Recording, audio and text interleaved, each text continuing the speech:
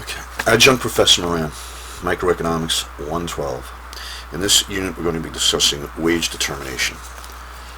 In the last chapter, we discussed the demand for labor.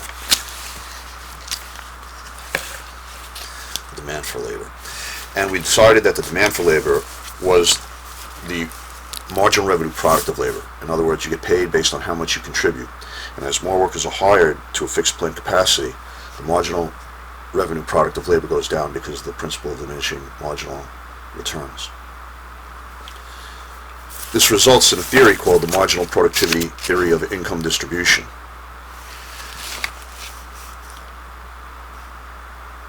Income gets distributed according to contribution to society's output. The more you contribute, the more you get paid. So if you're willing to accept the ethical proposition, two each according to what he or she creates, income payments based on marginal revenue product, the demand for labor, seem to provide a fair and equitable distribution of society's income. And that does seem fair, I would think. The more you contribute, the more you get. But we have to have some humility about this and be aware that there are cracks in the system.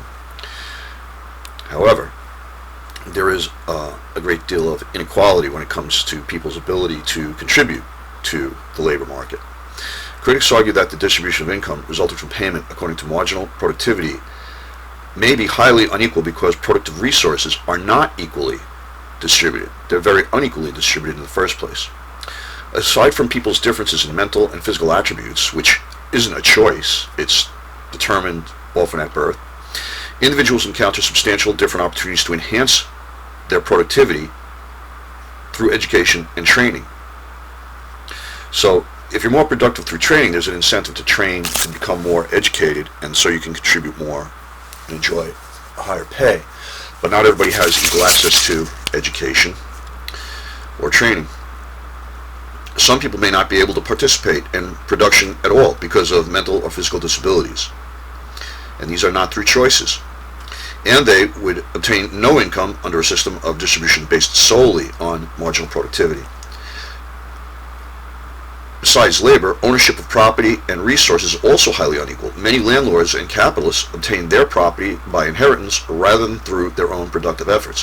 Hence, income from inherited property resources conflicts with the marginal productivity theory of income distribution.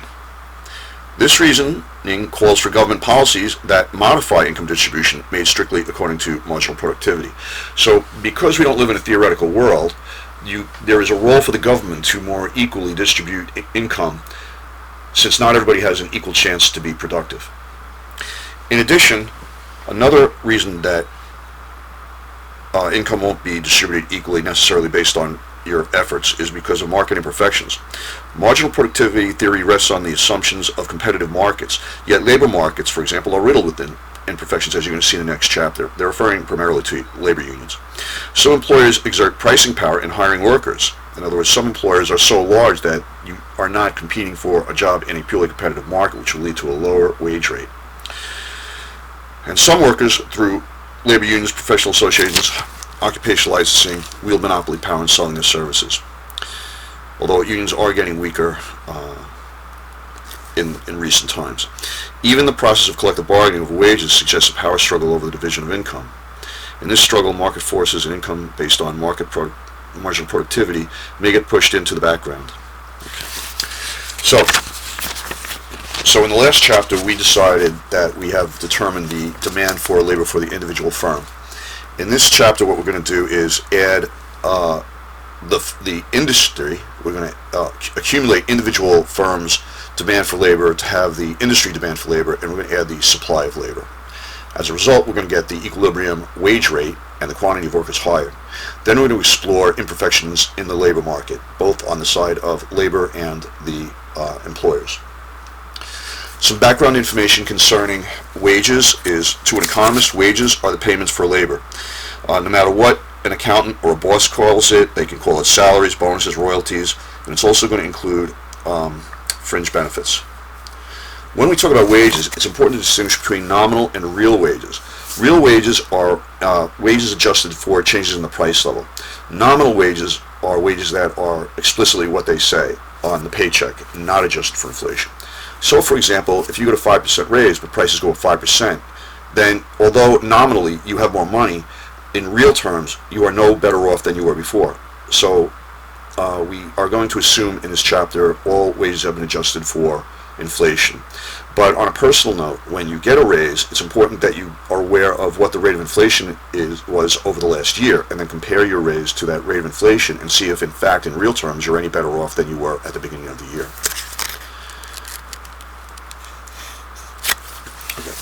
The more productive a resource is, the higher its wage rate will be. And so what makes labor in particular productive? Well, plentiful capital. The United States enjoys relatively high wages, and it's because of these five factors that determine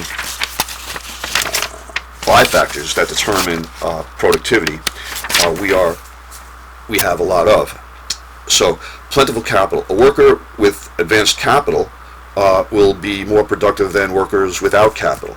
And workers in advanced economies, like Western Europe and the United States, for example, have access to large amounts of physical capital. Wow, on average in the United States, there's $75,000 worth of physical capital on average for each worker.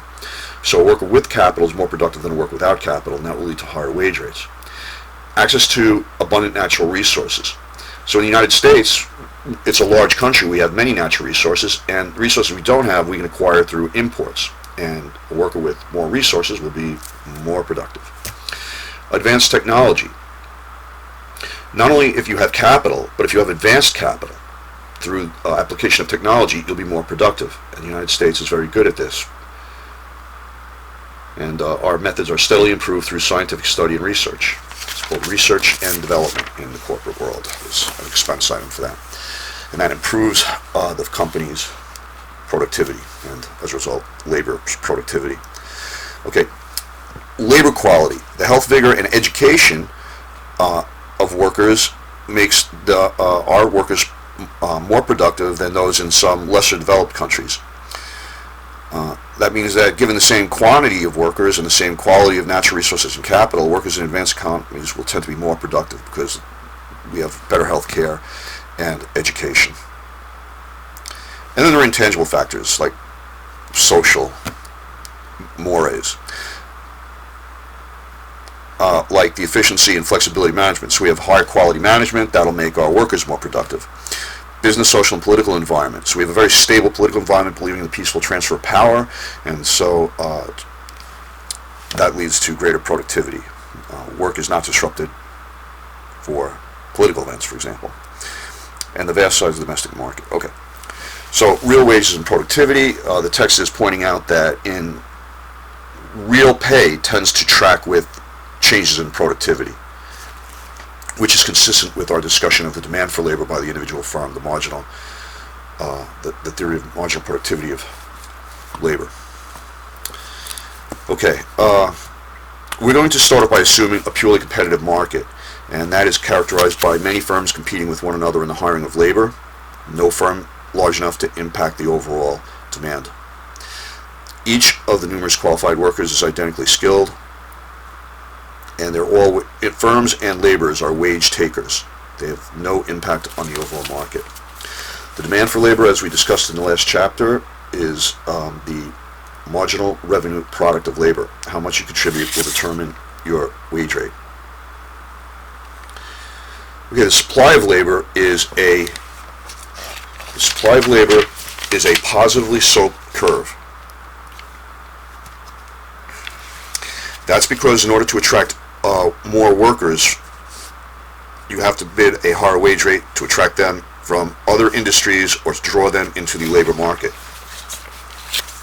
The market equilibrium will be determined by the intersection of marginal revenue product and marginal resource cost.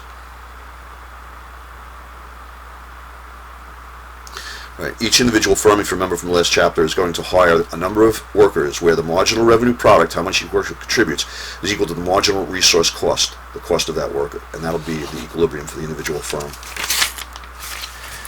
Here's the individual firm. The marginal resource cost is given by the industry, the equilibrium. The marginal revenue product is downward sloping. The intersection gives us how many workers the individual firm will hire at that wage rate. Take the number of firms hired by the individual firm, multiply it by the number of companies in the industry, and you'll get the quantity of labor determined in the market at the prevailing wage rate. This demand curve is the sum of all the individual demand curves in the market. So you sum 1,000 of these, because there are 1,000 firms in the industry, and you'll get, here, oh wait, this is 1,000 quantity, and that's 5. That means there are 200 firms in this industry.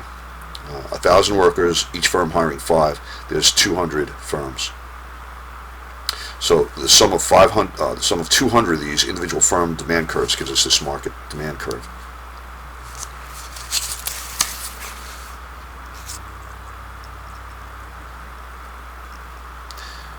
Okay, so we're going to practice using this in our next video.